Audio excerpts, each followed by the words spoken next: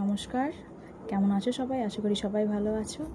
আমরাও মোটামুটি ভালো আছি। আমার শরীরটা একটু খারাপ, তো অনেক দিন থেকেই ইচ্ছে ছিল একটা বিষয় নিয়ে ভিডিও করার।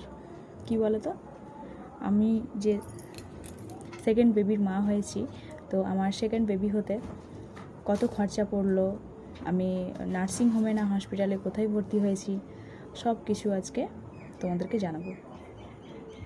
তো চলো দেখতে থাকো ভিডিওটা। আশা করি তোমাদের যারা মানে মা হতে চলেছো তাদের অনেক কিছু কাজে লাগবে।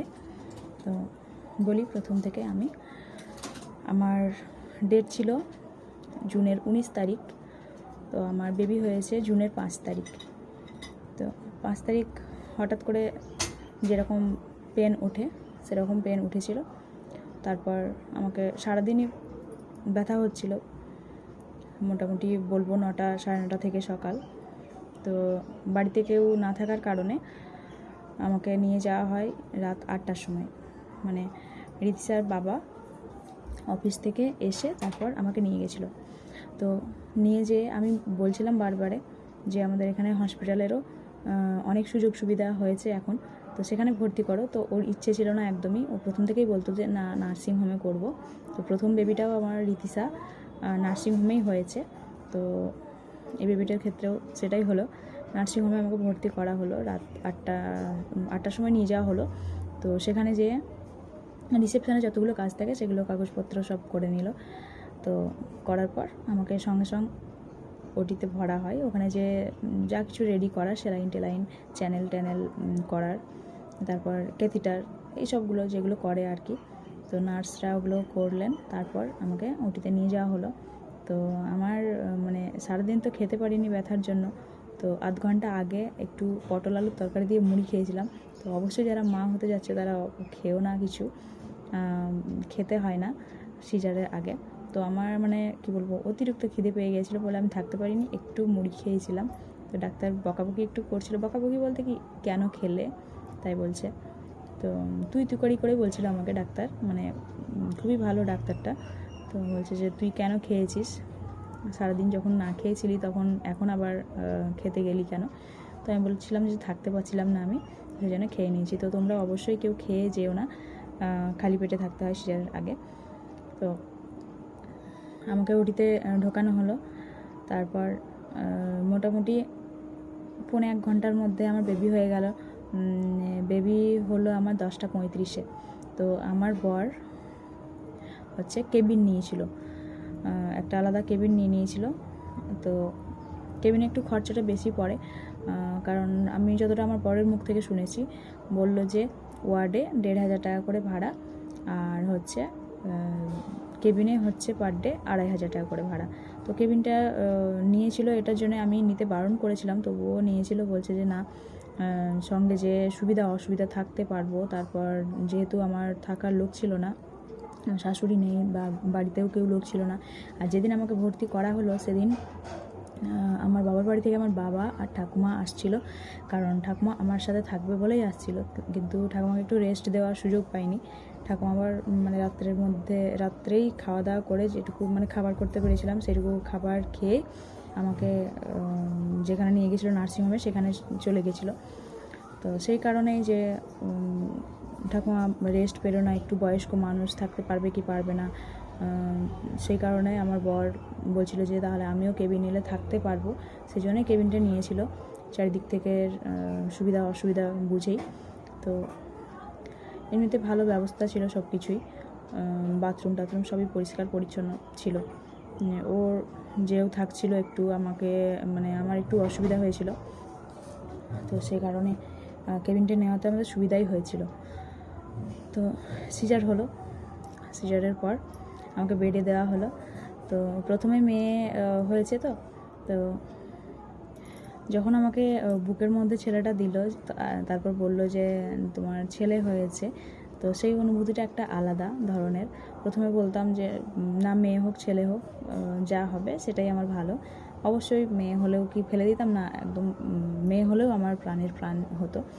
আমার প্রথম যেটা মেয়ে হয়েছে সেও আমার মানে খুবই কি বলবো, খুবই ভালোবাসার, খুবই আদরের মেয়ে বলেই তুচ্ছ নয়। তো এটাও যদি মেয়ে হতো অবশ্যই খুশি হতাম, অখুশির কিছু নাই। ভগবান ভালোর জন্যেই যা করে তা ভালোর জন্যই করে, ভালোর জন্যেই দেয়। তো অনেকের ইচ্ছে ছিল যে ছেলে হবে। আমি বলতাম, বরাবর বলতাম ঋতিচার বাবা আমি, যে ছেলে হোক বা মেয়ে হোক দুটোই আমাদের কাছে সমান।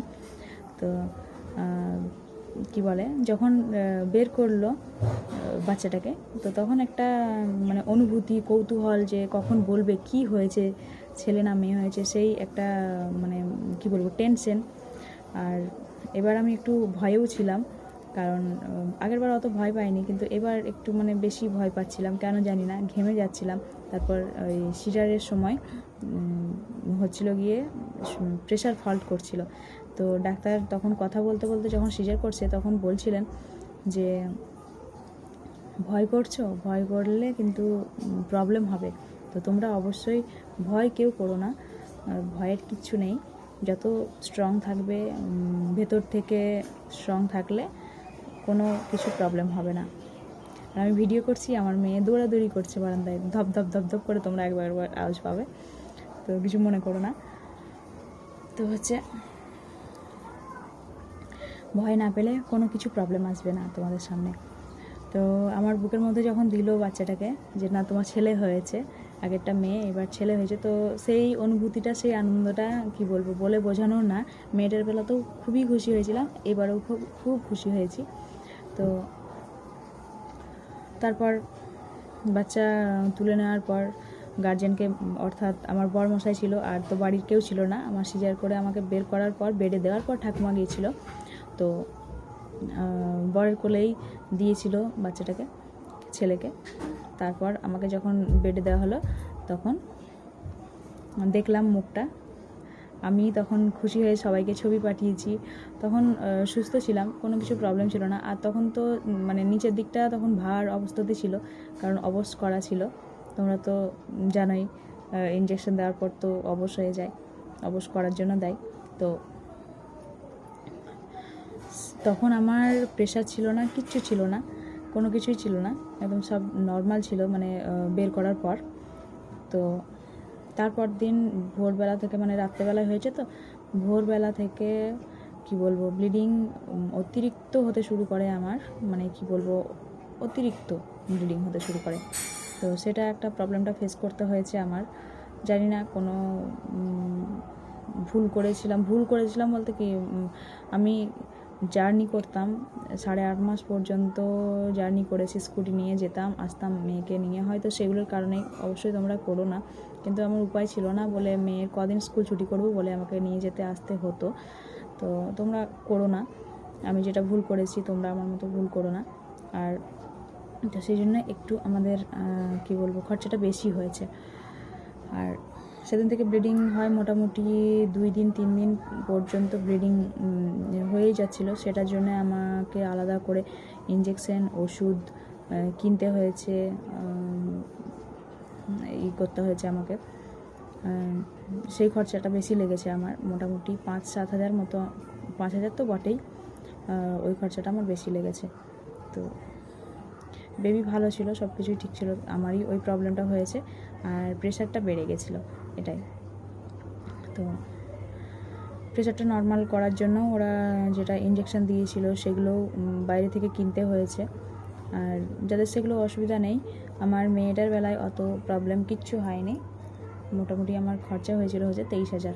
তো এইবারে খরচা হয়েছে ওই সব কিছু নিয়ে, আর যেহেতু আমরা কেবিন নিয়েছিলাম সেটার বিলটা একটু বেশি, তো সেখান থেকে একটু বেশি খরচাটা হয়েছে। আমাদের মোটামুটি হয়েছে 30,000 মতো, 30,500 মতো এরকম টোটাল খরচা হয়েছে।